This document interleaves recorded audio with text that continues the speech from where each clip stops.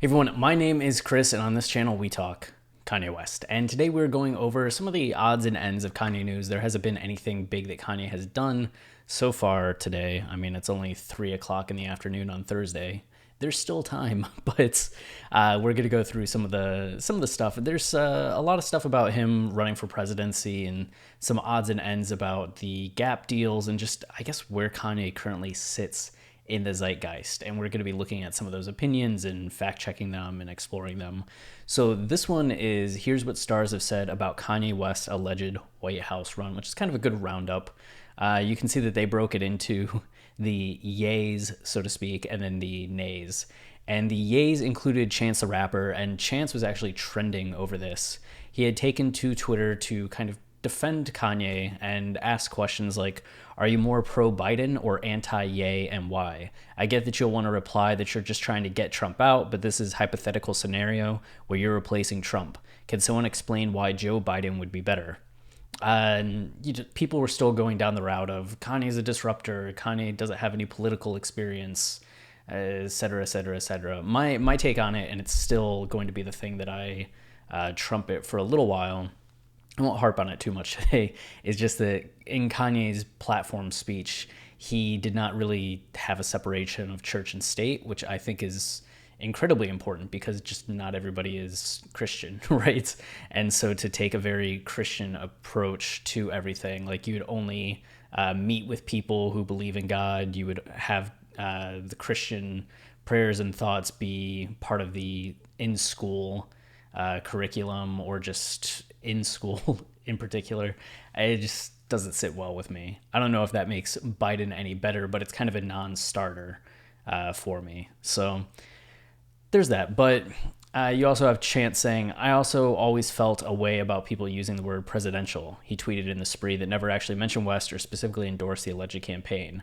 Like a guy acting or not acting presidential. Was Andrew Jackson acting presidential? Yeah, I don't get the whole like, oh, this isn't presidential. We elevate the role an awful lot. I feel like half the presidents haven't been that presidential. I mean, it's great when you get one, but I don't think it's necessarily game breaking if somebody has personality to them, right? And then Elon Musk, it kind of goes through his initial support, then the backing off after West's Forbes interview, where it kind of talked about being pro-life and anti-vaccine, and Musk saying, we may have more differences of opinion than I anticipated. But then on July 13th, Musk seemed to be back on the Yeezy train, reportedly telling Page 6, Kanye explained afterwards some of the reasoning behind why he said what he said, which, as far as I know, Elon's the only person that's gotten that from Kanye, and other people haven't really heard some of his explanations for these things, right? It makes more sense than many people, including me, realized. I've not dropped my support for Kanye, although I think 2024 would be better than 2020. 2024 would definitely be better than 2020. But that is interesting because I feel like that tends to be the thing with Kanye normally, right?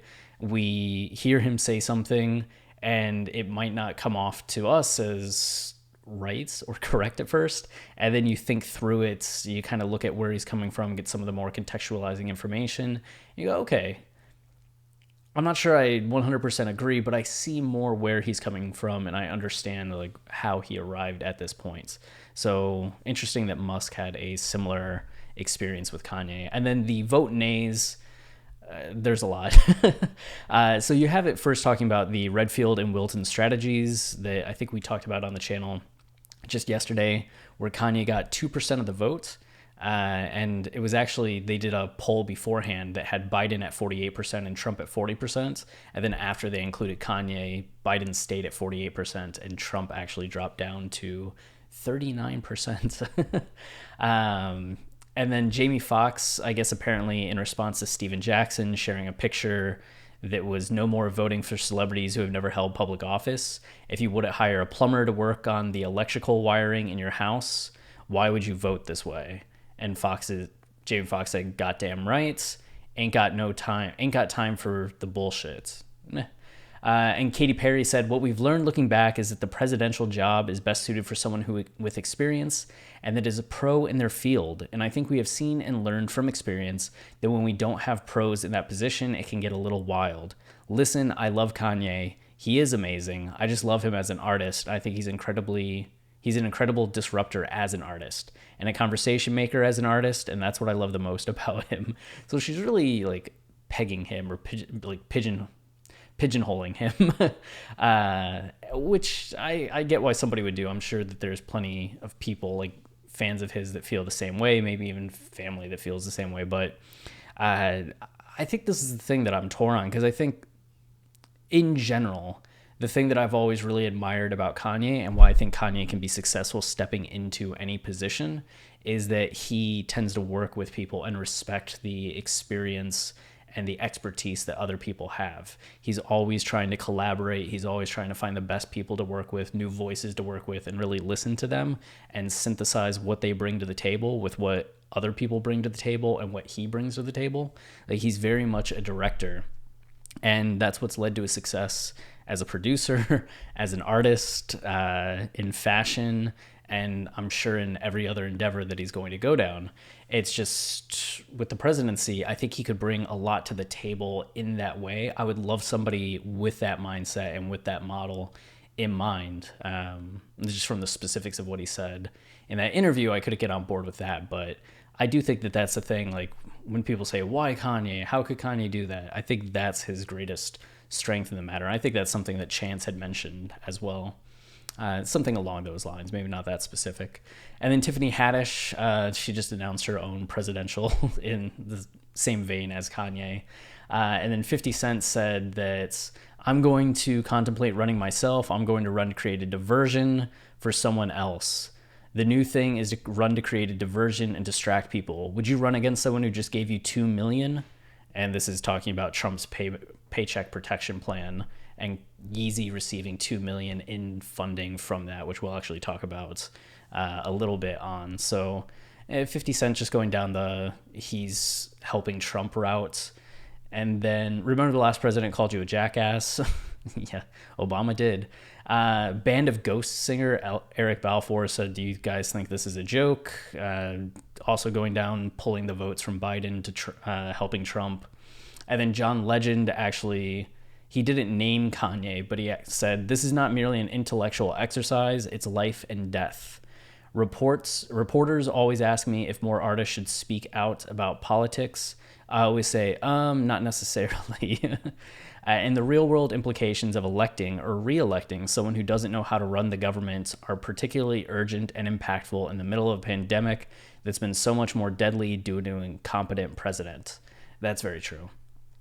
And then DJ Vlad tweeting, "If Kanye is actually running for president and not doing his usual trolling to promote a new album, then the real reason he's doing it is to split the Democratic vote." Again, like, despite his platform being a conservative dream, it's still talking about him splitting the Democratic votes. I mean, if anything, he kind of washes out, because I feel like most Republicans are going to be happy with Trump and not looking to vote for Kanye, and most Democrats aren't going to go with that agenda. Anyway, so that's that. This is a little bit more exciting news. So there's a new Donda West book called Donda Rules, the scholarly documents of Donda West, mother of Kanye West. And it delivers the hidden and explicit details of an English professor, writer, world traveler, and mother who cared deeply for the arts community, literature, and her only child, Kanye Omari West. And it says that she talks about 70 engaging advisory tips on how to write creatively while maintaining and breaking the rules of composition. Donda was an English professor and chair of the English department at Chicago State University, so she definitely had a mind for literature, and I do think in some ways was really a huge influence on the literary aspects that Kanye brings to his discography. I know my mom was a biology professor, right? And I grew up learning way more about animal behavior. That was her like main field, was animal behavior and biology, than I otherwise would have, just from being around her all the time and hearing her stories and going to conferences with her and all that kind of thing. So When you have a professor parents, you go down that route. And it says that you get comments from Dr. Mahalia Ann Hines, who's the mother of Common, and Dr. Brenda M. Green, who's the mother of Talib Kweli. So that's cool. You can see the book here. It doesn't feel very scholarly. Like, it feels like autobiography for, like, I don't know, a Hollywood mom or something, rather than something scholarly in general. But Donda looks fantastic, very stylish in that photo. I'm actually going to be picking the book up just because I'm a Kanye fan, but also I'm a writer, and tips like this would be nice, you know? I want to see how challenging it is. Like, are these going to be things where I'm just like, okay, I've learned all this, or is it going to be stuff like, oh man, okay. And then we have this article, which is interesting. I don't know how much I agree. It's by Karine Vembar, and it says, skewed, which is clever, does Gap have a Kanye West problem? And essentially you get the Kanye side of the deal, and then the fact that Gap has been struggling. So let's just get into some of this. Has anyone at the Gap actually listened to the College Dropout? That was my first thought on June 26 when I read Gap's amazing press release announcing the company's partnership with Kanye West. In it, the company spelled out its plan for a new Yeezy Gap apparel line, etc., etc. College Dropout, West's debut album as a rapper, dropped in February 2004. My birthday. The track Spaceship speaks directly to Kanye's experience. I mean, I wasn't born in 2004, but just it came out on my birthday. I was, 17 when it came out? They called it a working class lament, Pitchfork did at the time. And you got Let's Go Back to the Gap, look at my check, was it no scratch, so if I stole, was it my fault? Yeah, I stole, never got caught. They take me to the back and pat me, asking me about some khakis. But let some black people walk in, I bet they show off their token blackie. Oh, now they love Kanye. Let's put them all in the front of the store. Yeah. These are seminal moments that West had at the age of 15, the before part of his life where he was broke but knew he was talented and resolved to become the powerhouse he believed himself to be.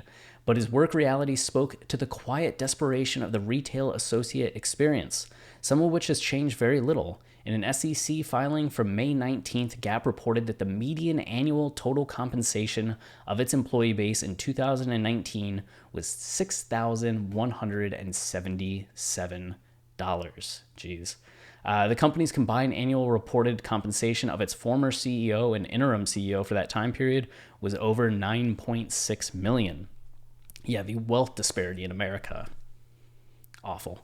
Years later, after Kanye became a millionaire and ultimately made his way to billionaire status thanks in large part to his Yeezy brand, he would recall his time at the Gap as one that revealed to him a love of apparel. He wrote about his time in the company in a 2015 article for Paper, where he said, "It's funny that I worked at the Gap in high school, because in my past 15 years, it seems like that's the place I stood in my creative path, to be the Gap, the bridge." While the news of the collaboration seemed to come out of nowhere, there is a case to be made that Yeezy is an extension of Gap's aesthetic.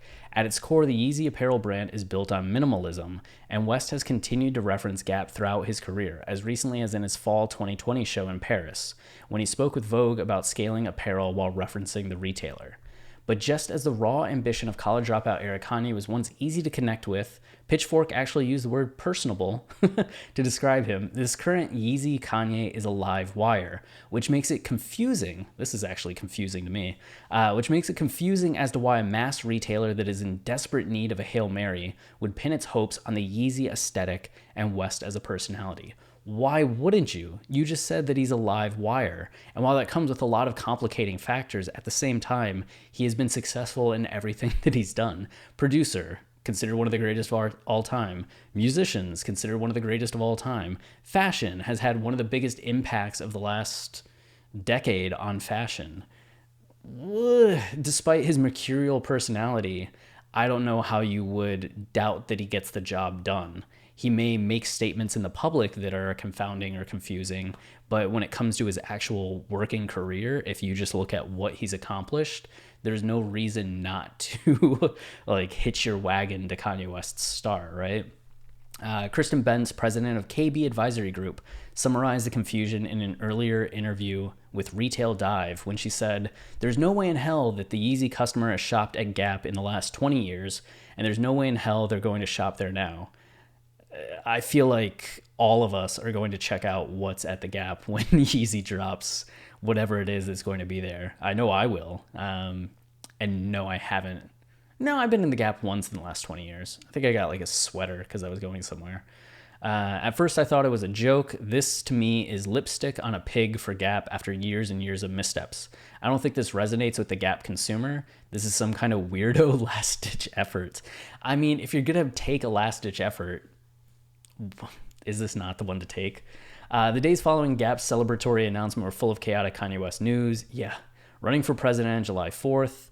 July 5th, Reuters reports that Kanye can either get in the backing of a smaller political party or run as an independent. July 6th releases details that Kanye received between $2 and $5 million through the Paycheck Protection Program. And then that same day, West filed a fashion trademark application for West Day Ever for a number of apparel items, including polo shirts, dress shirts, hoodies, and tracksuits. July 8th, in an interview with Forbes, we get, yeah, you remember that. And it's only been 2 weeks. And yeah, that's a great point. Just in the last 2 weeks, Kanye has generated this much controversial news. But then at the same time, people are talking about the Gap way more than they have ever been. And part of that's Kanye's controversy. And still, at the end of the day, while Kanye has said a lot of things that people don't necessarily agree with, he's still like a good person overall. He hasn't done awful things to people. Like, I just think relative to the other awful people that are prominently in the spotlight, like Kanye doesn't even begin to compare. You may disagree with him on a lot. You may not like what he says or how he says it, but he's definitely not a bad person at the end of the day. Like, he's a good person. So I don't see, yeah, I mean, you're going to have some problems in the media, but I don't think that there's a personality issue there, right? And then this is where they contrast it. So Telfar Clements is somebody that is an up-and-coming fashion person, and he has a Bushwick Birkin, which is this bag you can see in the photo. And I guess it's become like a pretty popular deal. And you can see just in the photos that Telfar has like a brand that appeals to everyone. And I think that's even the tagline that it says here. It's not for you, it's for everyone. And it's a bag that's been especially championed by people of color and those in the queer community.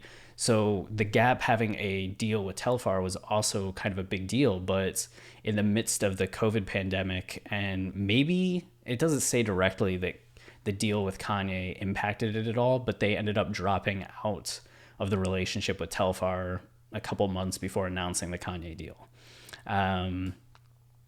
So while we chose not to move forward with the Gap Telfar partnership at this time, we're making whole on our payment regardless. Even though they said that, he still hasn't been paid. But Clemens has also talked about it and said that he was happy for West and Ogalesi, who's the designer that Kanye is going to be working with on the line. And he didn't like that social media narrative that pitted him against West. I'm really glad to be free of it, he said. We grew up looking at the edifice of the mall and wanting to be part of it, to have power there. Now we have realized we shouldn't. It has been part of our survival to become content for a bigger brand so they can make a statement about their racial solidarity. But the real problem is the initial situation that blocks a designer's progress, so they need to say yes to such a thing. That's really, I think, gets back to what the Sway Kanye interview was in 2013, when Sway is just like, Kanye, why don't you do it yourself? Kanye's just like, how, Sway? Like, how in the fuck am I supposed to do it myself with all the resources that somebody needs, all the obstacles? And now Kanye's gotten to the point where he's at, where he can have these deals, and it's not him necessarily aligning himself. I mean, still, he needs to use the Gap to facilitate getting these clothes out there and use their infrastructure, but it's far more of a partnership than necessarily like selling out in some respects, like a necessary selling out, where the Gap would be working with Telfar, as Telfar is saying here, so they can make a statement about their racial solidarity. Like, look how progressive we are. We're working with this artist here. Kanye, I think, at this point kind of transcends that, where Telfar was in a situation where he had to be okay with that, and that was the reason he was getting a shot with the Gap. Which just shows how kind of broken a lot of like the opportunities are for people right now, especially independent designers. But hopefully, even with this deal falling through, we'll see a coming up of Telfar. And I think Kanye and what he's hoping to do is more of a democratization for designers of that caliber to really get out there and be looked at and taken on for what they bring to the table, rather than just what statement does it make to be working with them. And then it kind of just goes to the aftermath, and it's a little more like on the side of Telfar, a little boo Kanye, but chances are by the time this goes to print, it will already be outdated because the news cycle surrounding Mr. West moves at such a ferocious clip that it's hard to keep up. Yes. But that's kind of the point. Telfar's warning about not pitting the two artists against one another holds weight, but Gap did not stand at a crossroads and made a conscious decision about its brand. It hitched its destiny to a mercurial personality. It bet its survival on a superstar that, for better or worse, refuses to be boxed in. What I really wish it would have done was continue to invest in design versus the flash of personality. See, I think that's unfair because Kanye's designs have, even if initially with the first Yeezy seasons or even his first Fashion Week runway shows, they were not well received. But as he's gone on over the years, even top-end fashion critics have started praising his line and his clothing. There's clearly been success, and he's earned his place in the fashion world, not based on the flash of his personality, but based on his actual designs and clothing. So even if they did choose to flash a personality with Kanye over Telfar, I think that's arguably because the design level between them isn't that much of a difference. It's not like Telfar's designs are way up here and Kanye's are way down here. It's like he clearly has a product that people like and think is creative and is well received and has that personality. So we're going to go with this guy, even if it was a competition between them, which according to the Gap, which who can believe that? They say it wasn't, but yeah. But then Kanye's song Spaceship says, in the mall till 12 when my schedule had said 9, putting them pants on shelves, waiting patiently to ask myself where I want to go, where I want to be, which is not consequent. GLC's part, right? My frustration with the apparel retailer isn't born of disdain for the brand. It's due to exhaustion that they continue to miss the mark and the point. I don't think they have here, and I think it's too early to make that comment. To which I asked Gap, where do you want to go? Where do you want to be? I mean, cutting edge. I don't know. And so it's an interesting look into this discussion. I think it brings up really relevant and fascinating points, but I also think it's still being unfair to Kanye's side when it comes to what he's bringing to the table. But it does speak to the view of Kanye still and people writing about Kanye. And yeah, fascinating to me. Then we have this. This is just the article linked the Kanye West paper interview, Kanye in his own words. And if you haven't read this, I definitely recommend it. It's really thoughtful. It's provocative. Yeah, I'll link it down below. And then this is just the Telfar. And then we have this. We talked a little bit about this in a previous video, but who is Michelle Tidball, Kanye West's proposed presidential running mate? You know, this is... So Jack here says that prior to the Forbes interview, West had not previously mentioned Tidball, though she lives in Cody, Wyoming, a town where West has spent considerable amount of time since 2018 and owns a ranch and shares his interest in religion. And I honestly feel like he did talk about her.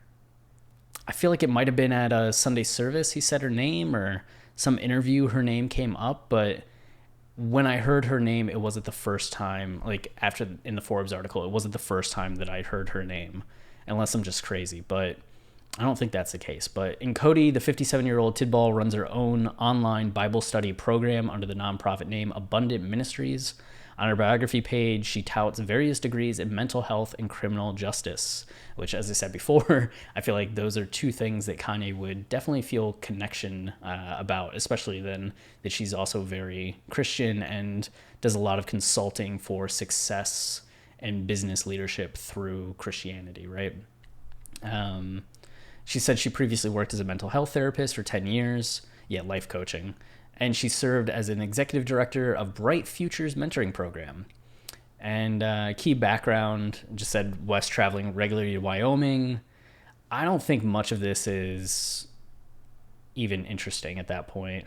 Man, I think back to the articles I was writing for Forbes about Kanye and how like fucking detailed they had to be and how like narrative driven I was making all of them, and you have this high concept and you're delivering and executing on it, and I'd get like 15 to 30,000 views, and this is just that, like a list of bullet points, and it gets 107,000 views.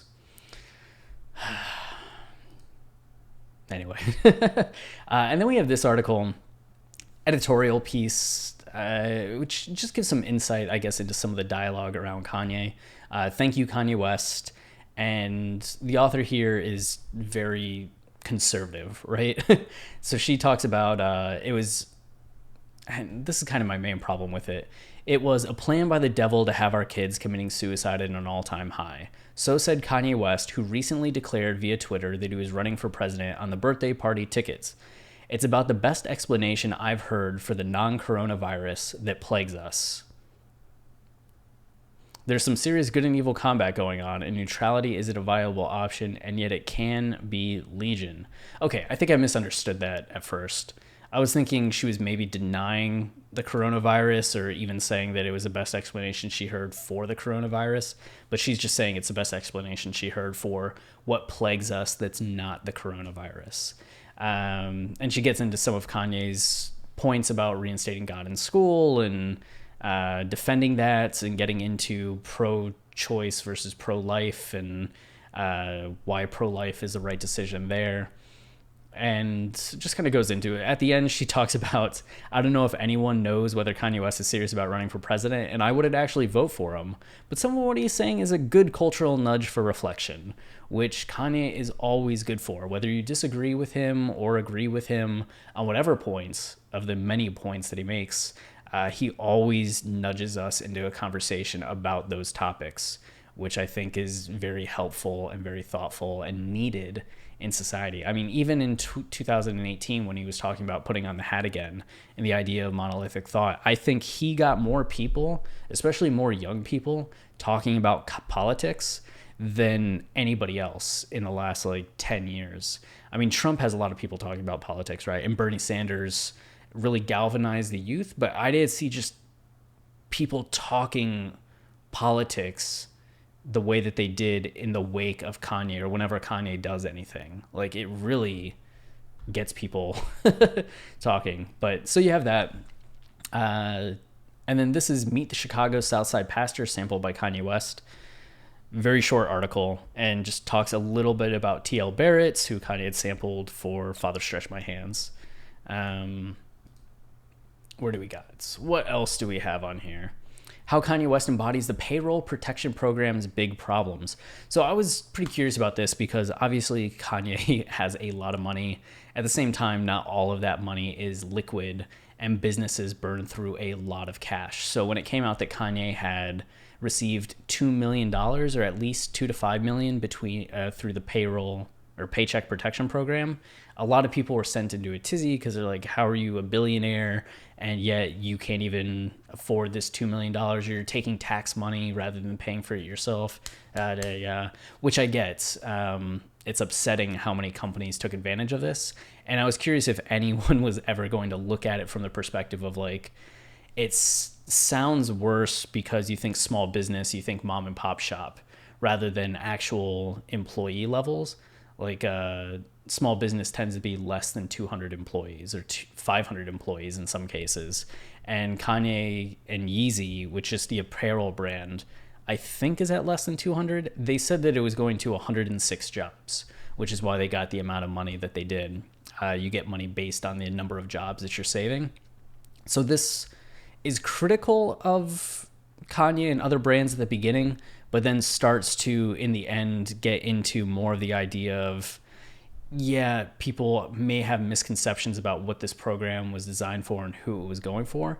I do think that there are differences between like Yeezy getting the money and Shake Shack getting the money, or Ruth's Chris Steakhouse getting the money, which they clearly have like thousands of employees and don't, to me, qualify in terms of like small business in the same way that Yeezy might qualify as a small business. But then they talk about there may be other reasons that the majority of the program's funding has thus far gone to borrowers requesting larger loans. For example, Nataraj said the loan amounts were tied to the number of jobs they would support. So companies with more employees would receive larger loans that would make up a greater portion of the overall price. But it's still been a messy process that people have been highly critical of. The thing that came out to me that was pretty interesting was that not all the money was gone, which I'm trying to find here. Many owners of the very small businesses have also complained that the PPP loan terms are too restrictive, keeping them from applying even as some PPP funds remained available. So there's like still money that hasn't been given to people, despite having like Kanye, and I think it just came out that the guy that Trump had just named to run the United States Postal Service that owns like a big trucking company, like again, thousands of employees, got $70 million. Like, what? $70 million? It's crazy. Like, why does that guy need that? But like a kid I went to high school with owns a bar and he could get $40,000. Like, you're kidding me? It's crazy. So there's that, which is just interesting if you want to look more into the PPP. And we just have a few more articles. Here, Kanye West's plans for Wyoming mansion approved. Kanye's become a regular in Architectural Digest whenever he does anything. So this doesn't really give any more insight into what we discussed before. It's just he's going to have proposal to construct a 10-bedroom mega mansion on the 14,003,000 acre estate was recently approved. As well as 2 cavernous underground garages that would measure 10,000 square feet each, which is wild. So all of that has been approved, and it seems like we'll be seeing more of what's to come from those in the near future. And I'm sure Architectural Digest will probably get to go out there and do a shoot of the place as it's completed. We have this article on Vulture by Craig Jenkins. Welcome to the new Kanye narrative. And this is another article that's more thoughtful than most that I come across. Still leans negative towards Kanye, which always happens, but is interesting nonetheless, just because it tends to be way more thoughtful than most of these that I encounter. So I think this one's definitely worth a read. I forget where I at this point wanted to talk about with this. Like this paragraph's interesting. Yeezus' new slaves drew parallels between America in the 18th and 21st centuries, observing the extent to which the country was built on and continues to rely on the labor of an oppressed underclass to prop up its upper and middle classes. A more cogent phrasing of ideas he had batted around in Spaceship. His focus in recent years on the language of the Constitution's 13th Amendment, which disallows slavery and involuntary servitude except as punitive measures for criminals, and his peculiar relationship with the sitting American president have, on a certain level, led him back to the tokenization he sought to escape on his first album. Once more, West finds himself in a position where his white benefactors put him on display when asked to prove they advocate for people of color, though this time he does so with agency. And then it gets into the First Step Act and talking about what that brought to the table, and some of these measures brought people home, a detail Trump has used to counter accusations of racism against him, only to later demonize, threaten, dox, and even gas Black Lives Matter protesters, some of whom have spent nights packed in jail cells without protective gear in the middle of a pandemic. Without accountability, a trust in business and in government to aid true change is faith in things not seen, which is true. I was hoping for a little bit more about what the First Step Act has done or hasn't done, but it is cool to at least hear it contextualize a little bit more and what that led to and the tension with the current climate, right? So I think that was really thoughtful. And then today, Kanye West released his first formal artistic statement of the pandemic and the nationwide movement for racial justice. Wash Us in the Blood. It's marrying gospel samples to abrasive electronics and percussion as the rapper criticizes the American prison industrial complex and suggests the death penalty runs counter to the 6th biblical commandment, thou shalt not kill. It's a novel sentiment since the Bible is chock full of executions, right? In the Old Testament book of Judges, the hero Ehud, Ehud, guts the king of slaver state of Moab like a pig, freeing the captive Israelites, slaughtering 10,000 Moabites, and making subjects of the rest. Yeah, that's pretty not very Sixth Commandment of you, Ehud. On one level, the song is a return to form and a smoother pairing of West's newfound faith in existing politics. It's also motivational boilerplate, but that's to be expected. The sneaker man does not want you so free that you stop wanting sneakers. I don't know where that comes from. Like, what's that in criticism to? What line does that relate to? Like, how do you arrive at that conclusion from just looking at Wash Us in the Blood and listening to Wash Us in the Blood? That's strange, right? And then it comes with a music video from award-winning cinematographer Arthur Jaffa, and just kind of goes through a little bit of Jaffa. And then it says, the clip reimagines love is the message for the summer of coronavirus, splicing archival Kanye footage with scenes of people dancing, fighting, protesting, worshiping, and struggling to breathe. The song and the video are compelling together, even if both artists are recycling ideas they've already perfected elsewhere. The question of whether this signals the end of evangelical Ye's crossed up Republican ideologies and the resurrection of the loud, challenging Yeezus, or if this is just another astute aesthetic embrace of pro-blackness from a corporate entity we hear from only when there's new product, we'll have to wait until more of God's country is charted. For now, Kanye did a thing, and for once, it's fine. Man, just not cutting the guy any slack, right? It's, like, that's a brutal last paragraph from somebody that has talked about this stuff since College Dropout. Like, you can be critical of where he's arrived at over time and things that he has said and done, but at the same time, he has been talking about this stuff since All Falls Down, since before he was famous. This has been something that he has been deeply concerned about and been, I guess, preaching about. So the fact that he just does it again, I don't think is an embrace of pro-blackness from a corporate entity, so much as this is Kanye once again returning to a topic that he feels very strongly about. Okay, and then lastly, this Snopes article just got published, which is kind of bizarre to me because it dates back to 2013, but this picture is also, why use this photo? Did Kanye West wear a Confederate flag patch? Yes, he did. And you can see true, and I guess they kind of bury the lead a little bit. But it says origin. In July 2020, Kanye West took to social media to announce that he was throwing his hat into the 2020 presidential race. Throwing his hat's pretty funny. As people discussed what a Ye presidency would look like, or if this announcement was just a publicity stunt, a photograph supposedly showing the rapper and entrepreneur wearing a jacket with a Confederate flag patch started to circulate online. Any questions? This is a genuine picture of him sporting a Confederate flag on his jacket. It was taken in 2013. West had just released New Slaves, a song centered on racism in the United States, and had started selling memorabilia emblazoned with the Confederate flag. I feel like they could have brought this paragraph up. You know, the Confederate flag, because you see them like just mention it, that it was on merchandise.